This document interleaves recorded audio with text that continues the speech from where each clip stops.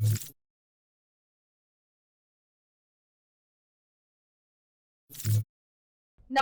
હું છું પ્રિયા અને તમે જોઈ રહ્યા છો જનતા કી જાણકારી ન્યૂઝ। નજર કરીએ આજના સમાચાર। થરાદ નજીક ઊણ મુકામે સમાજના લોકો પર લાઠીચાર્જનો આક્ષેપ। આંજણા ચૌધરી સમાજે તટસ્થ તપાસ અને પોલીસ ઇન્સ્પેક્ટર સામે કાર્યવાહી માંગણી કરી। ઊણ ગામે ઘટના ઘટે એમાં એકપક્ષીય કાર્યવાહી અને અન્યાયની લાગણી પોલીસ દ્વારા શંકાસ્પદ ભૂમિકા ભજવામાં આવી એના વિશે આવેદનપત્ર આપવામાં આવ્યો હતો। અમે જે લગાતાર રાજકીય દબાણ છતાં જે મોટી સંખ્યામાં યુવાનો ભેગા થયા તો યુવાનોનો ખૂબ ખૂબ આભાર વ્યક્ત કરું છું, જેમના સ્પોટ થતી અમે આયોજનપત્ર આપી શક્યા। અમારા ઉપર એટલું બધું દબાણ કરવામાં આવ્યું હતું કે રાજકીય દબાણ કરવામાં આવ્યો, આગેવાનો દબાણ છતાં અમે આવેદનપત્ર આપી શક્યા। તો હું યુવાનોનો ખૂબ ખૂબ આભાર વ્યક્ત કરું છું। અને પહેલો મુદ્દો શંકાસ્પદ ભૂમિકા તે પીઆઈએ દેસાઈની છે। એમને તાત્કાલિક સસ્પેન્ડ કરવામાં આવે કેમ કે પુરાવાનો નાશ કરવા માંગે છે। 5 દિવસ થઈ ગયા છે, હજુ સસ્પેન્ડ કરવામાં આવ્યા નથી। તેમના ઉપર ખાતાકીય તપાસ કરી જે કોઈ ગુનો દેખાય તે તેમના વિરોધમાં એક્શન લેવામાં આવે। બીજી બાબત, જે પોલીસ દ્વારા 250+ ગાડીઓના કાચ તોડ્યા અને નુકસાન કરવામાં આવ્યું તેનું વળતર ચૂકવવામાં આવે। અને ત્રીજો મુદ્દો ભાષણ આપવામાં આવ્યો હતો તે સૌથી પહેલા ઠાકરશી રબારી સોશિયલ મીડિયાના માધ્યમથી જે લોકો બંને સમાજ શાંતિથી બેઠી હતી એમને બંને સમાજને ઉશ્કેરાતા ભાષણનો પ્રયાસ કર્યો તો તેમના વિરોધમાં ફરિયાદ કરવામાં આવે। જે રૂડી ગામ છે તે વાવ થરાદ જિલ્લામાં આવેલ છે। ત્યાંથી હું ગામનો 60 કિલોમીટર જેટલું અંતર છે, ત્યાં તે પણ આવતા જિલ્લો આવે છે। રાધનપુર જાઓ એટલે પાટણ જિલ્લો આવે છે અને પાટણ પછી ઊણ ગામ છે, ત્યાં બનાસકાંઠા જિલ્લો આવેલ છે। તો ત્રણેય જિલ્લાના એસપી દ્વારા 307 લાગતી હોય તો કંઈ હથિયાર લઈને ગયા હશે। 3 જિલ્લાના એસપીની ભૂમિકા શંકાસ્પદ લાગે છે। જો 307 લગાવવામાં આવે તો ત્રણેય એસપી ઉપર કડક કાર્યવાહી થવી જોઈએ। ગુજરાતના સમસ્ત આંજણા ચૌધરી સમાજ દ્વારા કલેક્ટર કચેરી થરાદ ખાતે લેખિતમાં આવેદન પાઠવી ઊણ મુકામે બનેલી ઘટનાની તટસ્થ તપાસ કરવાની માંગ કરવામાં આવી છે। સમાજના પ્રતિનિધિઓએ આક્ષેપ કર્યો છે કે તારીખ 18/3/2026ના રોજ ભાભર તાલુકાના રૂણી ગામે યોજાયેલા સમાજના સંમેલન બાદ સમાજના લોકો શાંતિપૂર્ણ રીતે ઊણ મુકામે એક યુવતી સાથે વાતચીત કરવા ગયા હતા। સમાજના જણાવ્યા મુજબ તેઓ કોઈ પણ પ્રકારના હથિયાર વિના માત્ર સમજાવટ અને શાંતિપૂર્ણ મંત્રણા માટે ગયા હતા, પરંતુ ત્યાં સ્થાનિક પોલીસ દ્વારા અચાનક લાઠીચાર્જ અને ટીયર ગેસના શેલ છોડવામાં આવ્યા, જેના કારણે અનેક લોકો ઘાયલ થયા અને કેટલાકને હોસ્પિટલમાં દાખલ કરવાની નોબત આવી। આવેદનમાં ખાસ કરીને પોલીસ ઇન્સ્પેક્ટર કે.બી. દેસાઈ પર સત્તાનો દુરુપયોગ અને જ્ઞાતિવાદી વલણ અપનાવવાનો આક્ષેપ કરવામાં આવ્યો છે।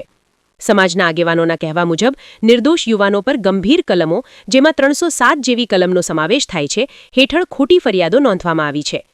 સમાજે વધુમાં જણાવ્યું છે કે તેઓ હંમેશા શાંતિપ્રિય છે અને કોઈ પણ પ્રકારની હિંસામાં વિશ્વાસ ધરાવતા નથી। છતાં કેટલાક લોકો દ્વારા સોશિયલ મીડિયા મારફતે ઉશ્કેરણીજનક નિવેદનો આપી બે સમાજો વચ્ચે તણાવ ઊભો કરવાનો પ્રયાસ કરવામાં આવ્યો હોવાનો પણ આક્ષેપ કરવામાં આવ્યો છે। આ સમગ્ર ઘટનાને લઈ આંજણા ચૌધરી સમાજે જિલ્લા કલેક્ટરને રજૂઆત કરી છે કે મામલાની નિષ્પક્ષ તપાસ હાથ ધરવામાં આવે, જવાબદાર અધિકારીઓ સામે કાયદેસરની કાર્યવાહી કરવામાં આવે અને નિર્દોષ લોકોને ન્યાય અપાવવામાં આવે। રિપોર્ટ ભરત ઠાક્કર, બનાસકાંઠા। તારીખે જે ઊણ ગામે ઘટના બની એમાં જે એકપક્ષીય કાર્યવાહી અને જે અન્યાયની લાગણી પોલીસ દ્વારા જે શંકાસ્પદ ભૂમિકા ભજવવામાં આવી એના વિરુદ્ધ અમારું આવેદનપત્ર હતું।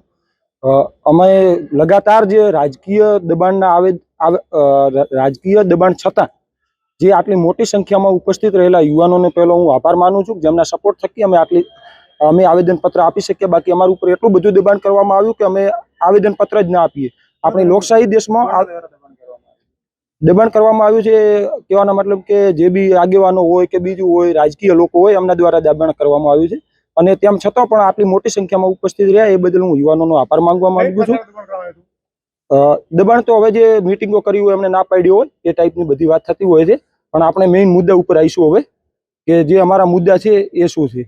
પહેલો અમારો મુદ્દો એવો છે કે જે શંકાસ્પદ ભૂમિકા છે પીઆઈ કે.બી. દેસાઈની, તેમને તાત્કાલિક અસરથી સસ્પેન્ડ કરવામાં આવે કેમ કે એ પુરાવાનો નાશ કરવામાં લાગેલા છે। 5 દિવસ થઈ ગયા છે, હજી સુધી એમને સસ્પેન્ડ કરવામાં આવ્યા નથી અને એમના ઉપર ખાતાકીય તપાસ કરી અને જો ક્યાંક પણ ગુનો કંઈ દેખાય તો એમના વિરુદ્ધ એક્શન લેવામાં આવે। બીજી બાબત, જે પોલીસ દ્વારા 250+ ગાડીઓના કાચ બીજું તોડી અને જે નુકસાન કરવામાં આવેલ છે અને સરકાર દ્વારા નુકસાનનું વળતર આપવામાં આવે। ત્રીજો મુદ્દો એવો છે કે જો ઉશ્કેરણીજનક ભાષણ આપવાનું જ ફક્ત વાત હોય તો એમાં સૌથી પહેલા ઠાકરસિંહભાઈ રબારીએ સોશિયલ મીડિયાના માધ્યમથી જે બે સમાજને શાંતિથી રહેતા હતા એમને એકબીજાના સામે કરવાનો જે પ્રયાસ કર્યો છે એમના વિરુદ્ધ પણ ઉશ્કેરણીજનક ભાષણની ફરિયાદ કરવામાં આવે। ચોથો મુદ્દો કે આપણે જે રૂણી ગામ છે એ વાવ થરાદ જિલ્લામાં આવેલું છે, ત્યાંથી જે ઊણ ગામમાં ગયા તે 60 કિલોમીટરનું અંતર છે. ત્યાં આગળ આ વાવથરા જિલ્લો છે, પછી રાધનપુર જાય તો પાટણ જિલ્લો આવે છે, પાટણ પછી જે ઊણ ગામ છે ત્યાં બનાસકાંઠા જિલ્લો આવે છે. તો 3 જિલ્લાના એસપી જો 307 લાગતી હોય ત્યાં મતલબ કંઈક હથિયાર લઈને ગયા હશે, બીજું લઈને ગયા હશે. તો જો હથિયારો લઈને ગયા હોય 3 જિલ્લાના એસપીની ભૂમિકા પણ શંકાસ્પદ દેખાય છે. એટલે જો 307 લગાવવામાં આવે તો 3 જિલ્લાના એસપીઓ વિરુદ્ધ પણ કાર્યવાહી કરવામાં આવે એવી અમારી યુવાઓની માગણી છે. અને જો અમારા મુદ્દાઓ નહીં સંતોષાય તો 31 તારીખે નાણી મુકામે જે ભાજપનો કાર્યક્રમ રાખેલ છે, નરેન્દ્ર મોદી આવવાના છે એવા અમને યુવાનોને સમાચાર છે. તો ભાજપની એક પણ બસ અમારા ગામમાંથી નીકળશે નહીં. અસ્તુ. નવીનભાઈ ચૌધરી, દોડગામ. ની અંદર જે ઘટના બની એના અનુસંધાને આજે અમારા સમાજના યુવાનો અને જે વડીલો બહોળી સંખ્યામાં મળીને જે આવેદનપત્ર આપવાનું અમે નક્કી કર્યું હતું. અને શાંતિપૂર્ણ રીતે અમે સમાજની વાડીએ ભેગા થયા હતા ને ત્યાંથી અમે 5 આગેવાનો જે કલેક્ટર કચેરી આવીને એક આવેદનપત્ર આપ્યું છે. અને જે ઊણ ગામની અંદર જે પોલીસ ઇન્સ્પેક્ટર કેબી દેસાઈએ જે અમારા સમાજના યુવાનો ઉપર બર્બરતાપૂર્વક જે લાઠીચાર્જ કર્યો અને ગાડીઓના કાચ તોડ્યા, તેના અનુસંધાને અમે સાહેબને રજૂઆત કરી છે કે પોલીસ ઇન્સ્પેક્ટર કેબી દેસાઈની સસ્પેન્ડ થવા જોઈએ. અને જે ભડકાઉ અગાઉ જે ઠાકરજીભાઈએ જે ભાષણ આપ્યા એની અંદર ઠાકરજી ઉપર કાયદેકીય રીતે ગુનો દાખલ થવો જોઈએ. તે આજ સાહેબને મેં રજૂઆત કરી. અને આ જો ઠાકરજીભાઈ ઉપર ને પોલીસ ઇન્સ્પેક્ટર કેબી દેસાઈ ઉપર જો કાર્યવાહી કરવામાં નહીં આવે તો આગલા સમયમાં અમે ગાંધીજીના માર્ગે આંદોલન ચાલુ કરીશું. નવીનભાઈએ કીધું રાજકીય દબાણ, રાજકીય દબાણ કરું, રાજકીય જે સત્તા ઉપર બેઠેલા લોકો રાજકીય દબાવ કરી રહ્યા છે. જે સમાજના યુવાનોને જે ધમકીઓ આપી રહ્યા છે કે તમે કોઈ જતા નહીં, આમ કરીશું તેમ કરીશું, નહીંતર કે રાઇટિંગના ગુનામાં તમને લઈ લઈશું. યુવાનોનો અવાજ દબાવવામાં આવી રહ્યો છે.